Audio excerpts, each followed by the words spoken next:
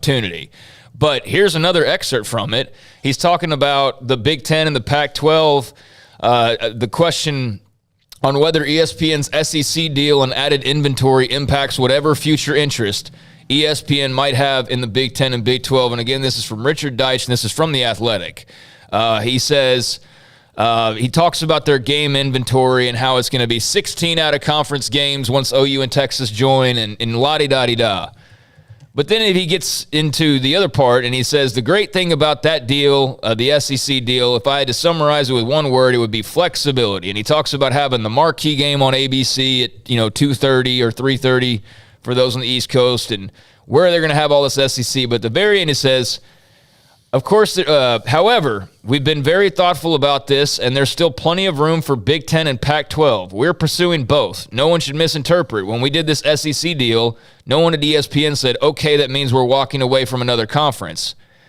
But his exact words are Big Ten and Pac-12, and that's all he said. There is zero mention of the Big 12 in this entire article. This is not a single mention of them. So that's what was on my radar in reading that, as well as the 2025 thing. But again, consider the source. So, well, and look, ESPN at its core is a company that is on the coasts, right? Like that's what they've always been. So they tried to be really hard too, yeah. And so like they always tried to do that. Look, for the longest time, when the NHL was they were kind of throwing good money after bad with the NHL. The people who founded ESPN are all from Connecticut, so it's big to them, but they weren't getting any numbers with it. In the other parts of the country because it wasn't as big of a deal. Then that was before, teams like the Stars and Lightning started winning Stanley Cups and people thought, oh, hockey's cool.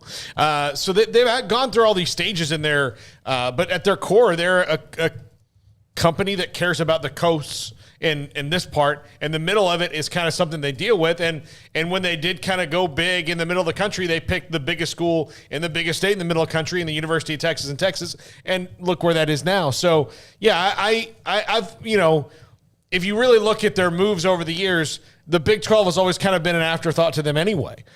So now this is probably just getting to the point where they're saying the quiet part out loud of like, yeah, we don't care about Middle America. If it works out for us, fine. If not, we don't care. 22-year-olds who get married in Iowa are still going to come to Disney World, and it doesn't for their honeymoon. It doesn't matter to us. We're still going to make the money. And as far as Big 12 sports go, they can find somewhere else to live. Yeah, it's just part of the discussion. Of course, every day there's something, and it may not be anything new other than the fact that's the chairman of ESPN. From Mike, I don't think the Big Ten will leave Fox. Don't forget Fox owns part of the Big Ten network. And from Stephen, who has sent me on occasion some lengthy text messages that I try to get through, but I love the fact that he sends them to me.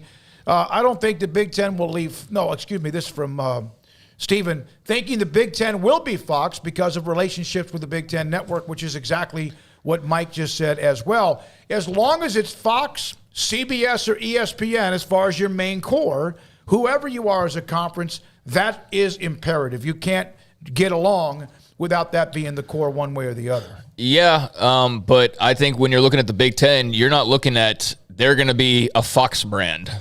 They're going to be like 5 different things brand if they have their say. They're going to be an Amazon. They're going to be a Netflix. They're going to be a Disney. They're going to be in everything they can be to get the most money out of it. Now, granted, you're going to get to a part in your inventory where that 4th channel doesn't care so much about Indiana versus Northwestern or something. Like it's just at some point that East Coast interest is going to die off or fizzle somewhat.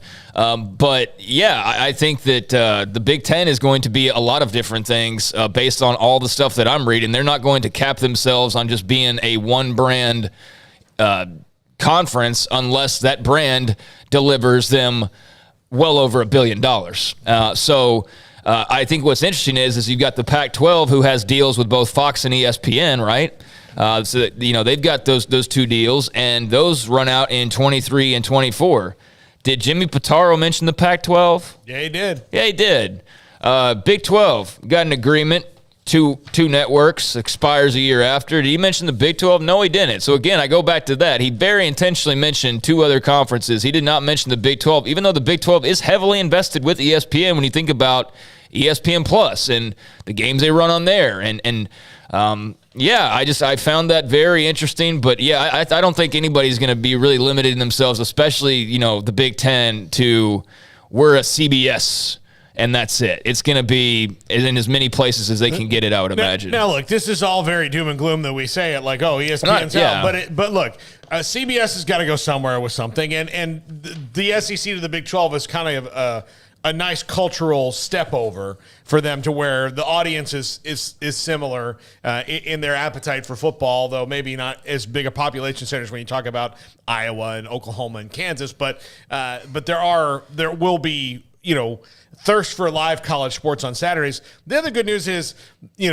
people want live content because live content, you can't skip the commercials, you can't binge it, you can't do it. So it's live sports is one of the few things left that you absolutely, if you want to be, with it and in the now and knowing what's going on, that you have to watch. It's appointment television. So the only things left that are appointment television are that. I mean, so live sports are that. So that's why people want it. The only problem is that if there's not as much competition for you, your number goes down. So the Big 12 is going to get a nice TV deal, I think. But is it going to be one of the ones like the other conferences? Probably not. I don't think anyone expects that, and if they do, you're going to be in for a disappointment. But that doesn't mean they won't be stable and have plenty of options of which they can get money and revenue fed into the conference at 14 teams. No, I mean, there's going to be a network that wants to air their games. I mean, I'm not saying that there's not going to be anybody interested, but I mean, I think it's notable when you have a deal with the current network and this guy's mentioning their future college football deals and he's not mentioning your conference at all.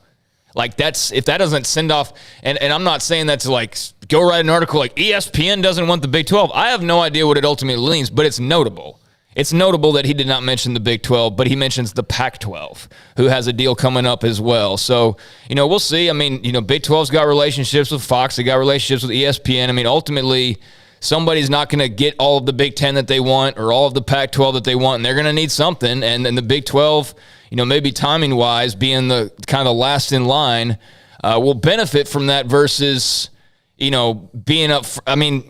They'll benefit from being all that's left standing, perhaps. I don't know. I do think there's a market there. I'm not worried about that. I'm not worried about everybody's, money getting cut by, half or anything, but it'd be nice to be mentioned. That's all when you're talking future TV contracts. They are also a network